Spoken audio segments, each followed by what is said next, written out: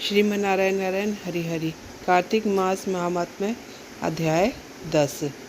राजा पुरते बोले, हे ऋषि श्रेष्ठ नारद जी, आपको प्रणाम है। कृपया अब यह बताने की कृपा कीजिए, जब भगवान शंकर ने अपने मस्तक के तेज को क्षीर सागर में डाला तो उस समय क्या हुआ। नारद जी बोले, हे राजन, जब भगवान शंकर ने अपना वह तेज क्षीर सागर में डाल दिया तो उस समय वह शीघ्र ही बालक होकर सागर के संगम पर बैठकर संसार को भय देने वाला रुदन करने लगा।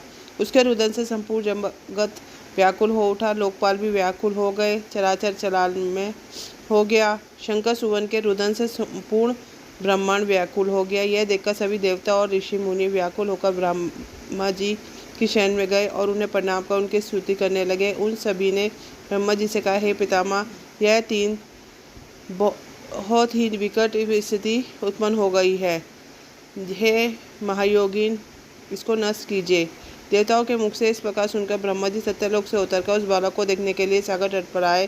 सागर ने ब्रह्मा जी को आता देखकर उन्हें प्रणाम किया और बालक को उठाकर उनकी गोद में दे दिया। आश्चर्यचकित होते हुए ब्रह्मा जी ने पूछा, हे सागर, यह बालक किसका है? शीघ्रतापूर्वक कहो। सागर विनम्रतापूर्वक बोला, प्रभु, यह तो मुझे ज्ञात नहीं, परंतु मैं इतना अवश्य जानता हूँ कि यह गंगा सागर के संगम पर प्रकट हुआ। इसलिए हे जगतगुरु, आप इस बालक का जात कर्म आदि संस्कार करके इसका जातक फल बताइए। नारद जी राजा पृथु से बोले, सागर ब्रह्मा जी के गले में हाथ डालकर बार बार उसका आकर्षण कर रहा था।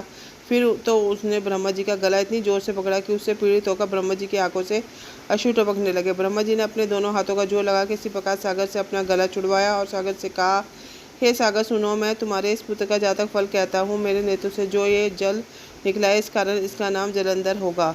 उत्पन्न होते ही ये तरुणावस्था को प्राप्त हो गया है, इसलिए यह सब शास्त्रों का पराक्रमी, महाकर्मी, महावीर, बलशाली, महायोद्धा और रण में विजय प्राप्त करने वाला होगा। यह बालक सभी दैत्यों का अधिपति होगा। यह किसी से भी पराजित न होने वाला तथा भगवान विष्णु को भी जीतने वाला होगा।